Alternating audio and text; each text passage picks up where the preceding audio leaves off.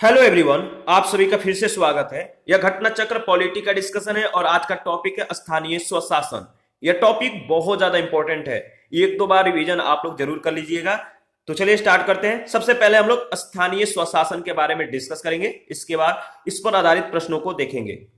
देखिए, पंचायती राज लोकतांत्रिक विकेंद्रीकरण की व्यवस्था है। इसका उद्देश्य जन भागीदारी को बढ़ाकर विकास को निचले स्तर तक ले जाना है। संविधान के भाग 9 के अंतर्गत अनुच्छेद 243 से 243 के तहत पंचायत से संबंधित प्रावधान उल्लेखित है। तो याद रखिएगा, जो भाग 9 है संविधान का, वो किससे संबंधित है? तो पंचायत से।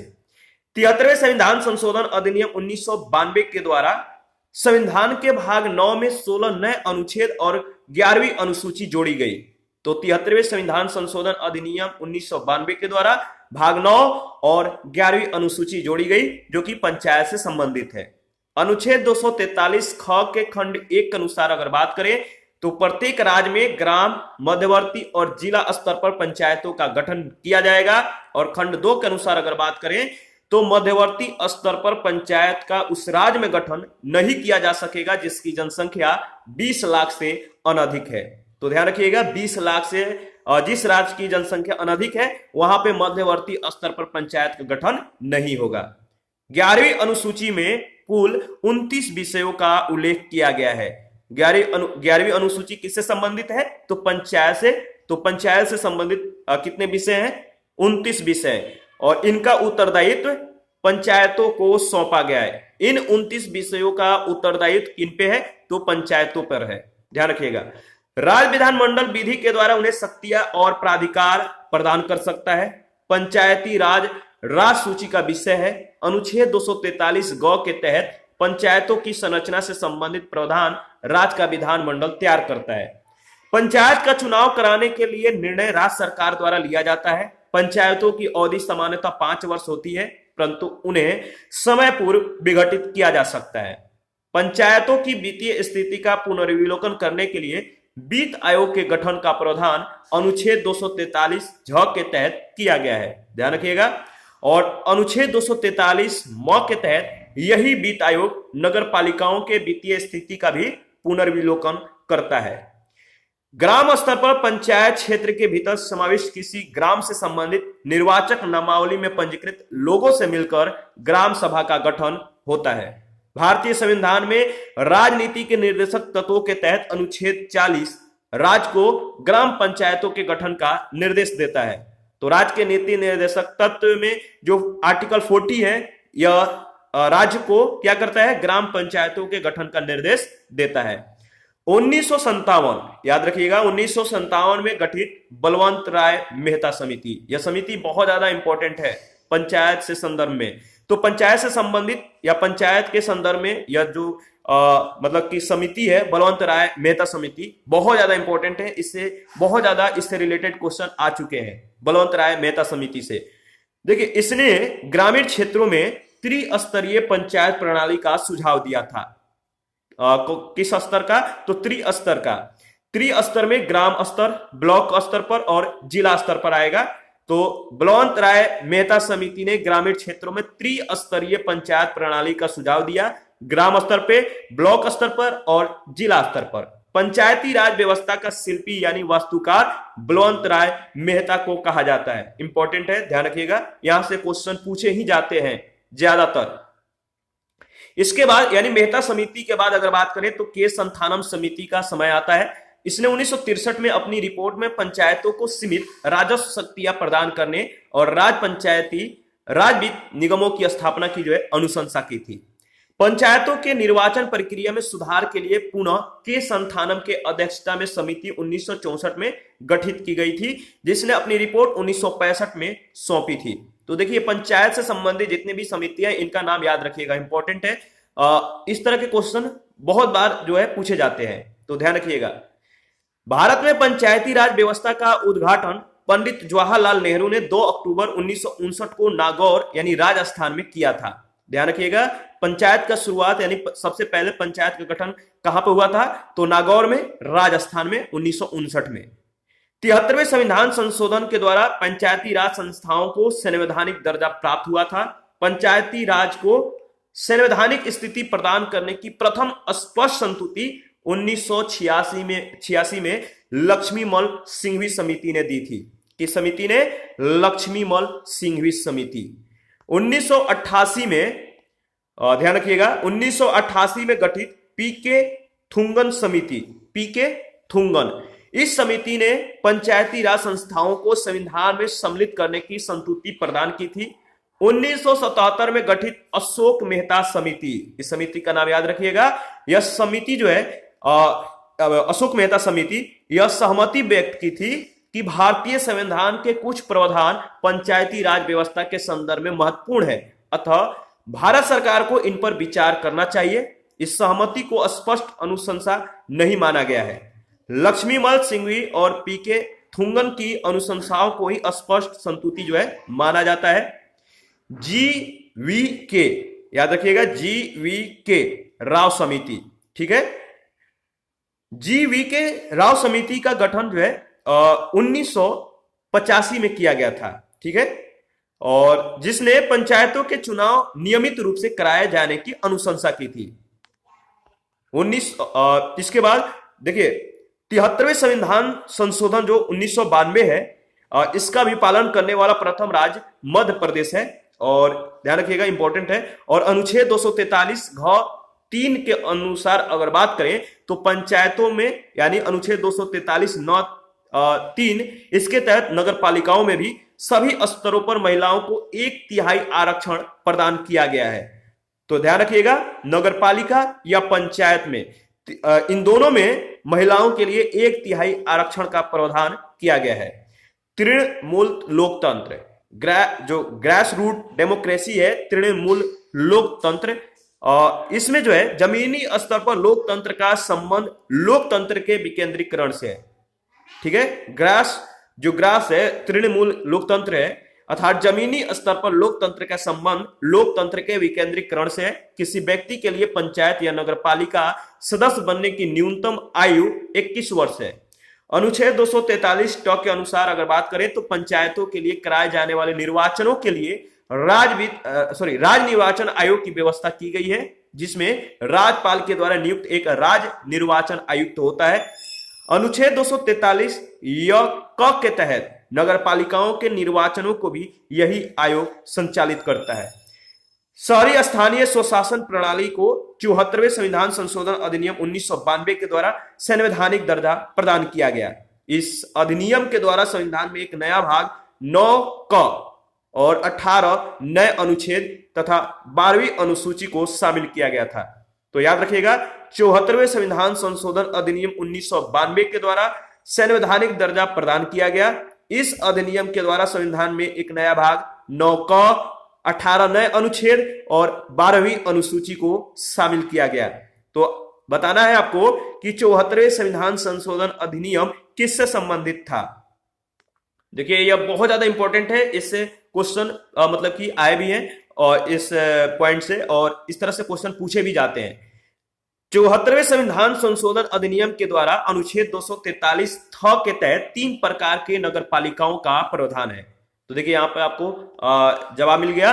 जो 74वें संविधान संशोधन अधिनियम है, यह नगर पालिका से संबंधित है, और इनमें यानी नगर पालिका में नगर निगम, नगर पालिका परिषद और नगर पंचायतें शामिल हैं।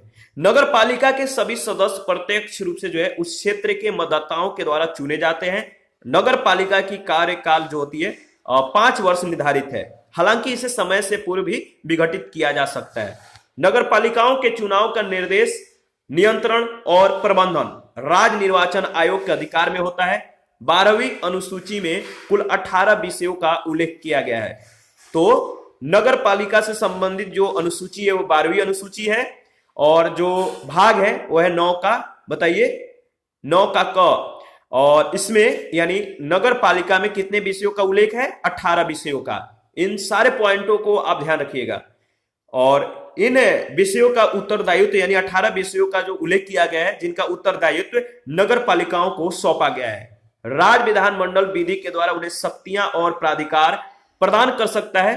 अनुच्छेद 243 घ1 के अनुसार प्रत्येक राज्य में जिला स्तर पर जिले में पंचायतों और नगर पालिकाओं के द्वारा तैयार की गई योजनाओं का क्या करने के लिए, समेकन करने और संपूर्ण जिले के लिए एक विकास योजना का प्रारूप तैयार करने के लिए एक जिला योजना समिति का गठन किया जाएगा।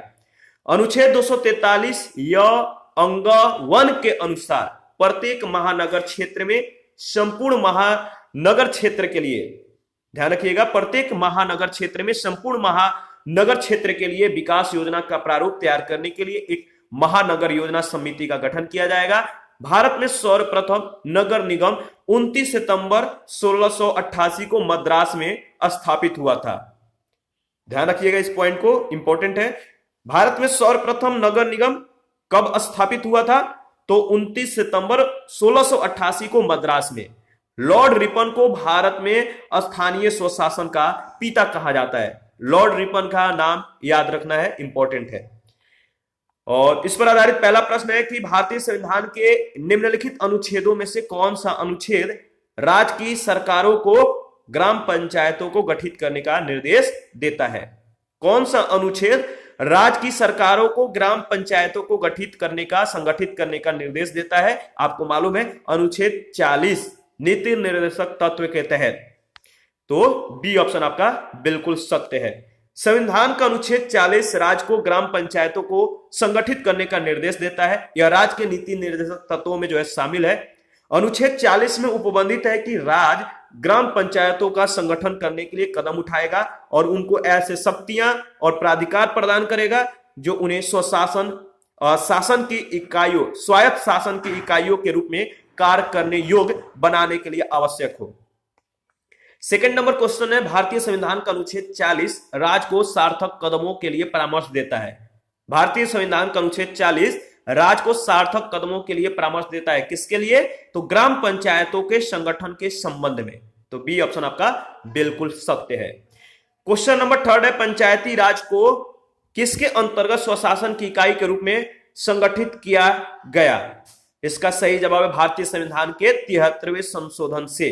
पंचायती राज को भारतीय संविधान के 73वें संशोधन से स्वशासन की इकाई के रूप में गठित किया गया। तो डी ऑप्शन आपका बिल्कुल सत्य है। संविधान का अनुच्छेद 40 में राजनीति के निर्देशक तत्वों के तहत राज्य के द्वारा ग्राम पंचायतों के संगठन की बात कही गई और 73वें संविधान संशोधन अधिनियम 1992 के द्वारा ही पंचायतों को संवैधानिक दर्जा प्रदान कर उन्हें स्वशासन की इकाई के रूप में संगठित किया गया है। क्वेश्चन नंबर 4 है, भारतीय संघात्मक व्यवस्था में तृतीय तल कब जोड़ा गया? भारतीय संघात्मक व्यवस्था में तृतीय तल कब जोड़ा गया? तो 1993 में। डी ऑप्शन आपका सत्य है, 1993। ध्यान रखिएगा, भारतीय संघात्मक व्यवस्था में तृतीय तल 1992 के 73वें और 74वें संवैधानिक संशोधन के माध्यम से 1993 में जोड़ा गया। 73वां संवैधानिक संशोधन ग्रामीण स्थानीय सरकार से संबंधित है, जिन्हें पंचायती राज संस्थाओं के रूप में भी जाना जाता है। 74वां संविधान संशोधन शहरी स्थानीय सरकार से संबंधित है, जिन्हें नगर पालिका भी कहा जाता है। 73वां संविधान संशोधन 24 अप्रैल 1993 से 74वां संविधान संशोधन 1 जून 1993 से जो है प्रभावी हुआ था। क्वेश्चन नंबर 5 है, पंचायतों एवं नगरपालिकाओं के संबंध में भारतीय संविधान में किस वर्ष प्रावधान किया गया? पंचायतों एवं नगरपालिकाओं के संबंध में भारतीय संविधान में किस वर्ष प्रावधान किया गया? सही जवाब 1993। D option. पंचायतों और नगरपालिकाओं के संबंध में भारतीय संविधान में प्रावधान क्रमशः 73वें और 74वें संविधान संशोधन अधिनियम के द्वारा किए गए। ये दोनों अधिनियम 1993 में लागू हुए। क्वेश्चन नंबर 6 है, 73वें संविधान संशोधन कानून की वैधानिक शुरुआत किस संविधान संशोधन बिल से हुई? बताइए, 73वें संविधान संशोधन कानून की वैधानिक शुरुआत किस संविधान संशोधन बिल से हुई? इसका सही जवाब है, बताइए। तो देखिए, 64वां संविधान संशोधन बिल, यानी डी ऑप्शन। पंचायती राज संस्थाओं को संवैधानिक दर्जा प्रदान करने के लिए 73वें संविधान संशोधन अधिनियम की वैधानिक शुरुआत मूलतः 64वें संविधान संशोधन विधेयक यानी बिल के द्वारा हुई थी और इस बिल को तत्कालीन प्रधानमंत्री राजीव गांधी ने मई 1989 में लोकसभा में प्रस्तुत किया था। हालांकि यह विधेयक राज्यसभा में पारित न होने के कारण व्यपगत हो गया। तत्पश्चात 72वां संविधान संशोधन विधेयक 1991 संसद के दोनों सदनों के द्वारा पारित होकर 73वां संविधान संशोधन अधिनियम 1992 के रूप में अधिनियमित हुआ था। 7 नंबर क्वेश्चन है, किस संवैधानिक संशोधन के द्वारा पंचायती राज संस्थाओं को संवैधानिक स्तर प्राप्त हुआ? किस संवैधानिक संशोधन के द्वारा पंचायती राज संस्थाओं को संवैधानिक स्तर प्राप्त हुआ? तो सही जवाब है 73वां संशोधन, ए ऑप्शन। 73वें संवैधानिक संशोधन 1992 24 अप्रैल 1993 से जो है यह प्रभावी हुआ। संविधान में भाग 9 और 11वीं अनुसूची जोड़कर पंचायती राज संस्थाओं को संवैधानिक स्तर प्रदान किया गया। 73वें संविधान संशोधन 1992 के समय प्रधानमंत्री पीवी नरसिम्हा राव थे। क्वेश्चन नंबर 8 है, निम्नलिखित में से भारतीय संविधान का कौन सा संशोधन पंचायती राज व्यवस्था को संवैधानिक दर्जा प्रदान करता है? निम्नलिखित में से भारतीय संविधान का कौन सा संशोधन पंचायती राज व्यवस्था को संवैधानिक दर्जा प्रदान करता है? इसका सही जवाब होगा 73वां संशोधन। क्वेश्चन नंबर 9 है, भारत के संविधान के 73वें संशोधन का जो संबंध किससे है?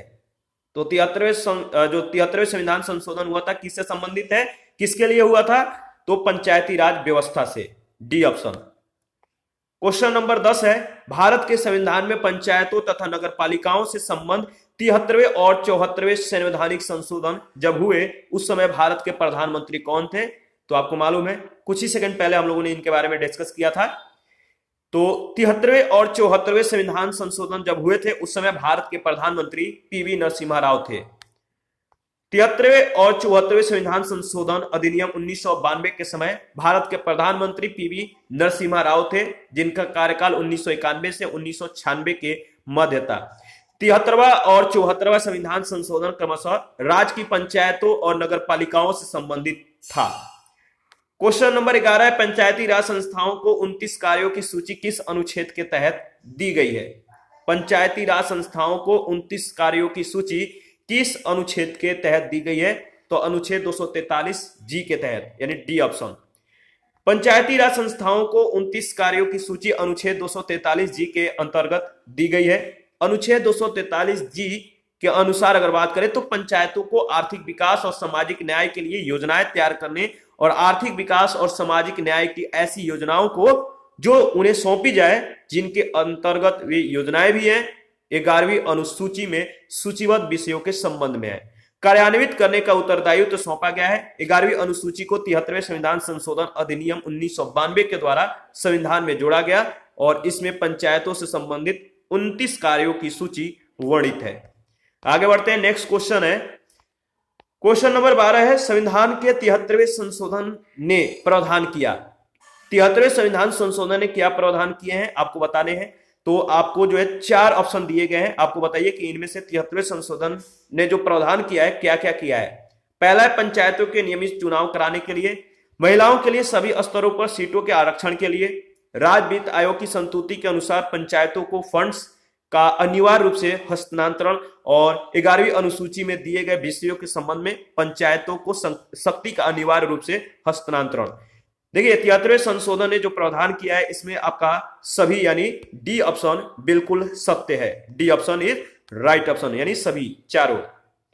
73वें संशोधन ने पंचायतों को संवैधानिक स्तर प्रदान किया है। इस संशोधन के द्वारा संविधान में शामिल उपबंधों के तहत पंचायतों के नियमित चुनाव होंगे, सभी स्तरों पर महिलाओं के लिए 1/3 स्थान आरक्षित होंगे और उनकी स्थिति मतलब कि वित्तीय स्थिति जो है सुदृढ़ करने के लिए राज्य वित्त आयोग के गठन का प्रावधान किया गया है। यह राज्यपाल के द्वारा गठित किया जाएगा और पंचायतों को 11वीं अनुसूची में दिए गए विषयों पर कार्य की पूर्ण शक्ति होगी। इस अनुसूची में 29 विषयों का वर्णन है। 13 नंबर क्वेश्चन है, संविधान के 73वें संशोधन के द्वारा पंचायतों को निर्दिष्ट किए जाने वाले कार्य निम्नलिखित में वर्णित है। संविधान के 73वें संशोधन के द्वारा पंचायतों को निर्दिष्ट किए जाने वाले कार्य निम्नलिखित में वर्णित है। सही जवाब है 11वीं अनुसूची में। 14 नंबर क्वेश्चन है, भारतीय संविधान के 11वीं अनुसूची में पंचायतों के लिए कुल कितने विषय निर्धारित किए गए हैं? तो 11वीं अनुसूची में जो 11वीं अनुसूची है इसमें पंचायतों के लिए कुल कितने विषयों का जो है निर्धारण किया गया है? तो 29 विषयों का। 15 नंबर क्वेश्चन है, निम्नलिखित में से कौन सा पंचायतों की संरचना के बाबत उपबंध करने को अधिकृत है? बताइए कौन पंचायतों की संरचना के बाबत उपबंध करने को अधिकृत है? तो आपको मालूम है इसका सही जवाब होगा राज्य का विधानमंडल, बी ऑप्शन। देखिए संविधान का अनुच्छेद 243 ग 1 के अनुसार राज्य का विधानमंडल पंचायतों की संरचना के बाबत उपबंध करने को जो है अधिकृत है। आगे बढ़ते हैं, नेक्स्ट है 16 नंबर। पंचायतों की संरचना में निम्नलिखित में से कौन सा एक सही नहीं है?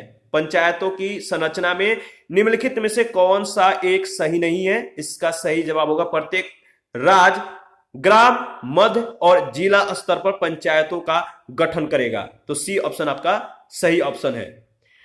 संविधान में 73वें संशोधन 1992 के द्वारा शामिल भाग 9 के उपबंधों के तहत किसी राज्य का विधानमंडल विधि के द्वारा पंचायतों की संरचना के लिए उपबंध कर सकेगा। ठीक है, अनुच्छेद 243 ग के तहत।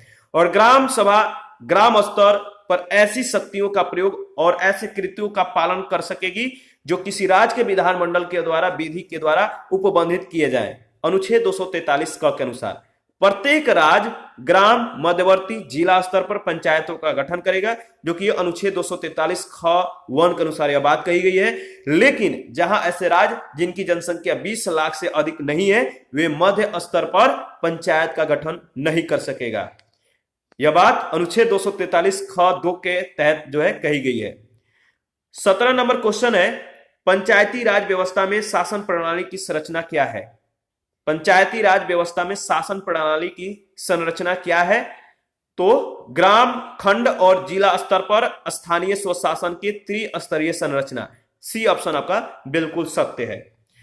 अनुच्छेद 243 बी में अगर बात करें, इसके अनुसार जो दिया गया है कि पंचायती राज व्यवस्था में स्थानीय स्वशासन त्रिस्तरीय है, ग्राम स्तर, मध्यवर्ती यानी खंड स्तर पर और जिला स्तर पर, किंतु मध्यवर्ती स्तर पर पंचायत का उस राज्य में गठन नहीं किया जा सकेगा जिसकी जनसंख्या 20 लाख से अधिक नहीं है। क्वेश्चन नंबर 18 है, वह न्यूनतम जनसंख्या कितनी है जिसके नीचे यानी 73वें संशोधन अधिनियम के उपबंध के अनुसार मध्यवर्ती स्तर पर पंचायतें गठित नहीं की जा सकती? तो बताइए 73वें संविधान संशोधन अधिनियम के उपबंध के अनुसार मध्यवर्ती स्तर पर पंचायतें गठित नहीं की जा सकती, वह न्यूनतम जनसंख्या कितनी है? तो सही जवाब 20 लाख, बी ऑप्शन। आगे बढ़ते हैं, नेक्स्ट क्वेश्चन है 19 नंबर। भारत में प्रत्येक पंचायत का कार्यकाल किस दिनांक से 5 वर्ष का होता है? भारत में प्रत्येक पंचायत का कार्यकाल किस दिनांक से 5 वर्ष का होता है? इसका सही जवाब होगा अपने प्रथम अधिवेशन के लिए निर्धारित तिथि से, ए ऑप्शन। अनुच्छेद 243 ई यानी 243 जो आर्टिकल 243 अंग है या ई है, इसके अनुसार अगर बात करें तो भारत में प्रत्येक पंचायत अपने प्रथम अधिवेशन के तारीख से 5 वर्षों की अवधि तक कार्य करेगी। विधि के द्वारा विहित प्रक्रिया के अनुसार उसे इसके पहले विघटित किया जा सकेगा। यदि पंचायत पहले विघटित कर दी गई हो तो विघटन की तारीख से 6 मास के भीतर निर्वाचन हो जाना चाहिए, यानी 6 मंथ के भीतर जो है निर्वाचन हो जाना चाहिए। समय पूर्व यानी 5 वर्ष के पूर्व अवधि के समाप्ति के पहले विघटित पंचायत जब पुनर्गठित की जाती है तो वह अवशिष्ट अवधि के लिए ही होगी, किंतु यदि बची हुई अवधि 6 मास से कम है यानी 6 मंथ से कम है तो निर्वाचन कराना आवश्यक नहीं होगा। क्वेश्चन नंबर 20 है, यदि पंचायत भंग होती है तो किस अवधि के अंदर निर्वाचन होंगे? कितने समय के भीतर जो है निर्वाचन हो जाने चाहिए अगर पंचायत भंग हो जाती है? तो इसका सही जवाब है 6 मंथ यानी 6 माह। 73वें संविधान संशोधन अधिनियम 1992 के द्वारा संविधान के भाग 9 जो है जोड़े गए थे। इसके द्वारा भाग 9 के तहत 16 नए अनुच्छेद और एक नई अनुसूची 11वीं अनुसूची शामिल की गई। इस भाग में पंचायतों के गठन, उनके निर्वाचन, शक्तियां इत्यादि का वर्णन किया गया है। अनुच्छेद 243 ई 3B के तहत पंचायतें भंग होने पर 6 माह के अंदर निर्वाचन होना आवश्यक है। क्वेश्चन नंबर 21 है, ग्राम पंचायत के विषय में क्या सही नहीं है? ग्राम पंचायत के विषय में क्या सही नहीं है? तो देखिए इसमें 6 कथन दिए गए हैं जो कि आपको बताना है कि ग्राम पंचायत के विषय में जो सही नहीं है वो क्या है। तो देखिए इसके बारे में हम लोगों ने डिस्कस वैसे किया है, फिर भी इसको रिपीट कर लेते हैं। ग्राम पंचायत ग्रामीण स्तर पर स्थानीय स्वशासन के सबसे छोटी इकाई होती है। ध्यान रखिएगा, जो ग्राम पंचायत है ग्रामीण स्तर पर स्थानीय स्वशासन की सबसे छोटी इकाई है। छत्तीसगढ़ के पंचायत राज अधिनियम 1993 के प्रावधानों के तहत प्रत्येक ग्राम पंचायत क्षेत्र कम से कम 10 और अधिक से अधिक 20 वार्डों में बांटा जाता है और प्रत्येक वार्ड से एक पंच चुना जाता है। प्रत्येक ग्राम पंचायत में निर्वाचित पंच और एक सरपंच होता है जो कि ग्राम पंचायत का मुखिया होता है। स्पष्ट है कि कथन दूसरा, तीसरा और छठा असत्य है, क्योंकि तीनों कथनों में मनोनीत सदस्यों की बात की गई है जबकि सभी सदस्य निर्वाचित होते हैं। उत्तर प्रदेश में पंचायती राज अधिनियम के प्रावधानों के अनुसार यहां ग्राम पंचायत में प्रधान है, इसके अतिरिक्त ग्राम पंचायत में कहां की बात की जा रही है? यूपी की, यानी उत्तर प्रदेश पंचायती राज अधिनियम के प्रावधानों के अनुसार अगर बात किया जाए तो यहां ग्राम पंचायत में प्रधान के अतिरिक्त 9 यानी पंचायत क्षेत्र की जनसंख्या 1000 तक होने पर और 11 यानी 1001 से 2000 तक होने पर और प्रधान 13 होंगे यदि जनसंख्या 2001 से 3000 होने तक। मतलब कि प्रधान होंगे 15 भी हो सकते हैं, लेकिन वहां की जनसंख्या जो है 3000 से अधिक होने पर। तो याद रखिएगा इस तरह से कंडीशन है। अगर प्रधानों की संख्या 9 वहां पे होगी जहां पर पंचायत क्षेत्र की जनसंख्या 1000 तक है, और प्रधानों की संख्या 11 भी हो सकती है जहां पे जनसंख्या 1001 से 2000 तक है, और प्रधानों की संख्या 13 भी हो सकती है जहां की जनसंख्या 2001 से 3000 तक है, और प्रधानों की संख्या 15 भी हो सकती है जहां की जनसंख्या 3000 से अधिक है। तो और इनका निर्वाचन जो है किया जाता है, मतलब निर्वाचन होता है इन प्रधानों की। 22 नंबर क्वेश्चन है, निम्नलिखित कार्यों में से कौन सा कार्य स्थानीय स्वशासन से संबंधित नहीं है? कौन सा कार्य, 4 ऑप्शन है, आपको बताना है कि कौन सा कार्य स्थानीय स्वशासन से संबंधित नहीं है। तो लोक व्यवस्था का अनुरक्षण, लोक व्यवस्था का अनुरक्षण स्थानीय स्वशासन से संबंधित नहीं है। लोक व्यवस्था का अनुरक्षण राज्य सरकार से संबंधित है, जबकि जन स्वास्थ्य, स्वच्छता का प्रबंधन, सड़कें और पुल, आर्थिक और सामाजिक विकास योजना, अग्निशमन आदि स्थानीय स्वशासन से संबंधित है। अनुच्छेद 243 झ पंचायतों की शक्तियों, प्राधिकारों और उत्तरदायित्वों से, अनुच्छेद 243 ब नगर पालिकाओं आदि की शक्तियों और प्राधिकारों और उत्तरदायित्वों से संबंधित है। क्वेश्चन नंबर 23 है, निम्नलिखित में से कौन सा कार्य स्थानीय स्वशासन के अधिकार क्षेत्र में नहीं आता? निम्नलिखित में से कौन सा कार्य स्थानीय स्वशासन के अधिकार क्षेत्र में नहीं आता? तो देखिए, सार्वजनिक अनुशासन का रखरखाव, यानी डी ऑप्शन। क्वेश्चन नंबर 24 है, भारत में इनमें से कौन सा विषय पंचायती राज संस्थाओं की शक्तियों के अंतर्गत नहीं आता है? बताइए कौन सा विषय जो है पंचायती राज संस्थाओं के शक्तियों के अंतर्गत नहीं आता है? ए ऑप्शन है भूमि सुधारों का क्रियान्वयन, दूसरा है जुडिशियल रिव्यू, और सी ऑप्शन है निर्धनता निवारण कार्यक्रम का क्रियान्वयन, और डी है इनमें से कोई नहीं। तो देखिए, जुडिशियल जो रिव्यू है पंचायती राज संस्थाओं के शक्तियों के अंतर्गत नहीं आता है, यह न्यायपालिका की शक्ति है। जो जुडिशियल रिव्यू है किसकी शक्ति है? तो न्यायपालिका की। 25 नंबर क्वेश्चन है, पंचायती राज व्यवस्था में न्याय पंचायतों को किसी को बंदी बनाए जाने की सजा देने का अधिकार निम्न में से किस राज्य में है? बताइए, पंचायती राज व्यवस्था में न्याय पंचायतों को किसी को बंदी बनाए जाने की सजा देने का अधिकार निम्न में से किस राज्य में है? तो देखिए, इसका जो ऑप्शन दिया गया है डाउटफुल है, सही नहीं है।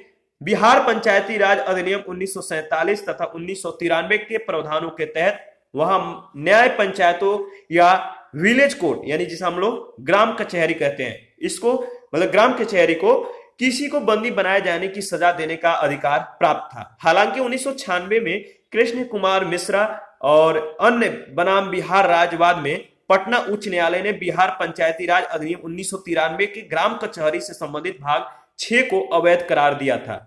वर्तमान में बिहार पंचायती राज अधिनियम 2006 के प्रावधानों के अनुसार ग्राम कचहरी की कोई पीठ किसी भी प्रकार के कारावास की सजा नहीं दे सकती है, चाहे वह मूल दंडादेश के रूप में हो या जुर्माना का भुगतान करने में व्यतिक्रम करने पर हो। साथ ही वर्तमान में जिन अन्य राज्यों में न्याय पंचायतें हैं वहां कहीं भी इनके द्वारा बंदी बनाए जाने की सजा दिए जाने का प्रावधान नहीं है।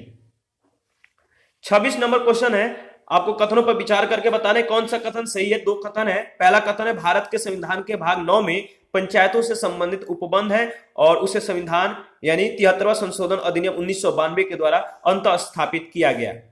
तो आपको मालूम है, इसके बारे में बताइए यह सही है या नहीं, क्योंकि ऊपर में हम लोगों ने अच्छे से डिस्कस किया है।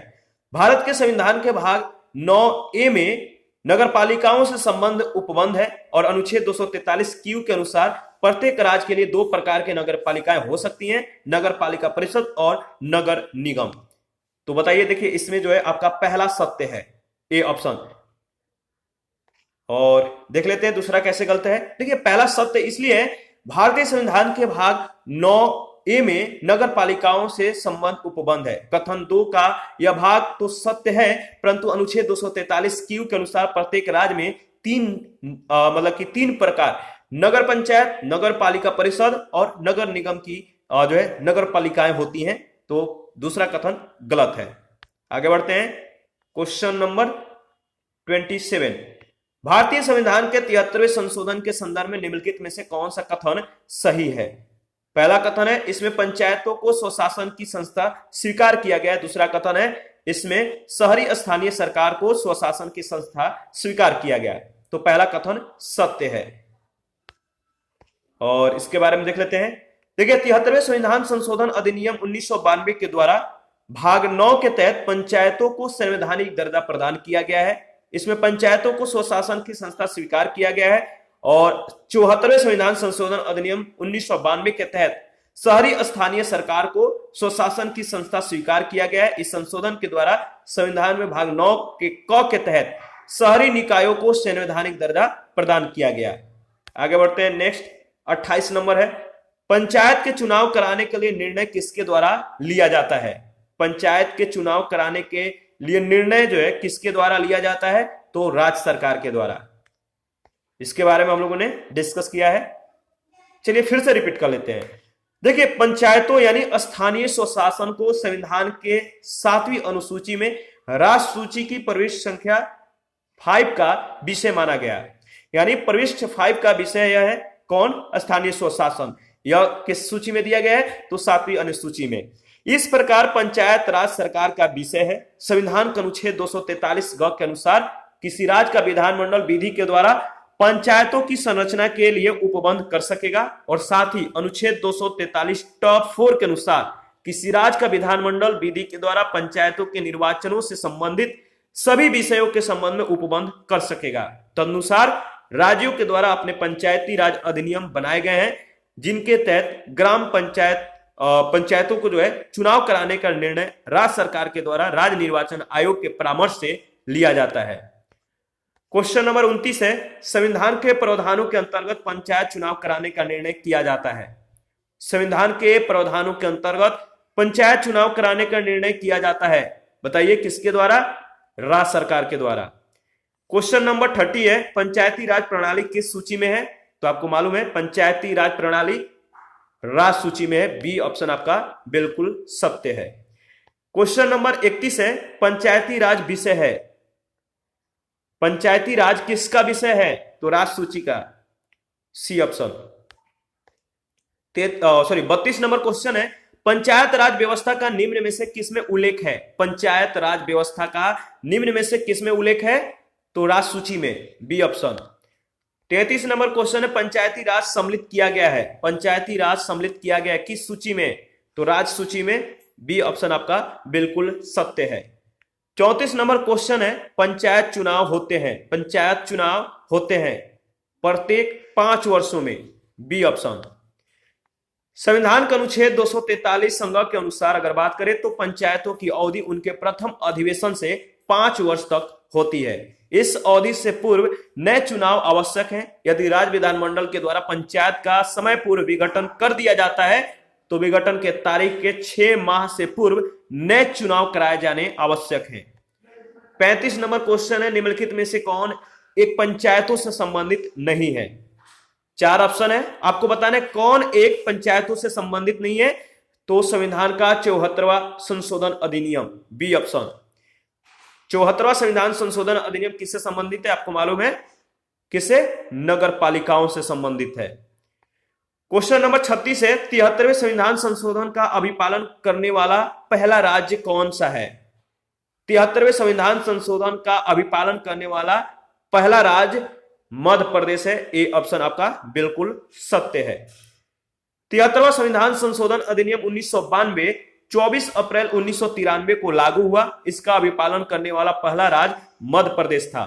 इस संशोधन अधिनियम के लागू होने के बाद वहां के विधानमंडल के द्वारा मध्य प्रदेश पंचायती राज अधिनियम 1993 अधिनियमित किया गया, जिसके तहत वर्ष 1994 में मध्य प्रदेश में पंचायत चुनाव आयोजित किए गए।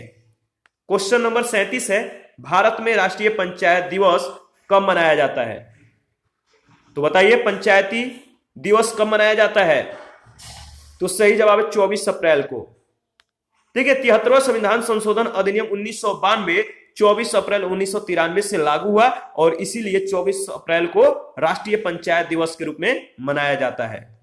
क्वेश्चन नंबर 38 है, 1992 में अधिनियमित नए पंचायती राज बिल में पहले से हटकर अनेक नए प्रावधान हैं। निम्नलिखित में से कौन जो है एक ऐसा प्रावधान नहीं है? तो 4 ऑप्शन है जो कि एक ऐसा प्रावधान नहीं है। इन 4 ऑप्शनों में दिया गया है वो है आपका पंचायतों के सदस्यों के लिए नियमित पारिश्रमिक, ताकि उनकी समय पाबंदी और जवाबदेही सुनिश्चित हो। तो डी ऑप्शन आपका सही है, जो कि इसमें नहीं दिया गया था। पंचायतों के सदस्यों के लिए नियमित पारिश्रमिक का प्रावधान 73वें संविधान संशोधन अधिनियम 1992 में नहीं है। अन्य प्रश्नगत या जो कथन है, जो प्रावधान है, इसके द्वारा संविधान में शामिल किए गए हैं।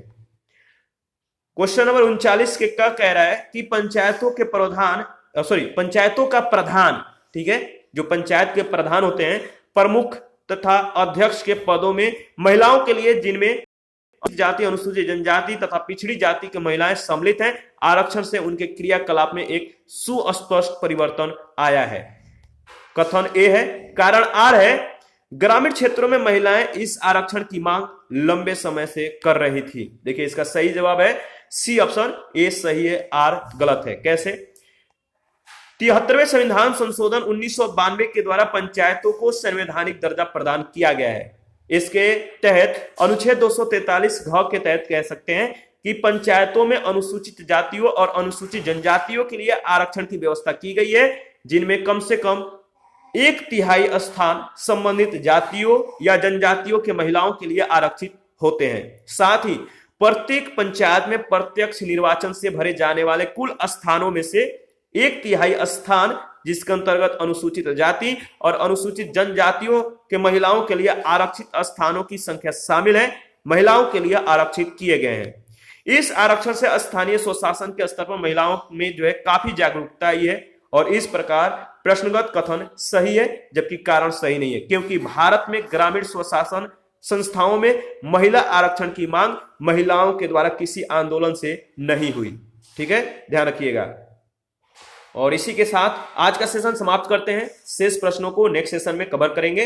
आप अपना प्रतिक्रिया जरूर दीजिए, आपके प्रतिक्रियाओं का हमें बेसब्री से इंतजार रहता है। जिन लोगों ने Telegram channel, Telegram quiz group को ज्वाइन नहीं किया है तो प्लीज आप लोग ज्वाइन कीजिए, आपके लिए इंपॉर्टेंट है। थैंक यू, मिलते हैं।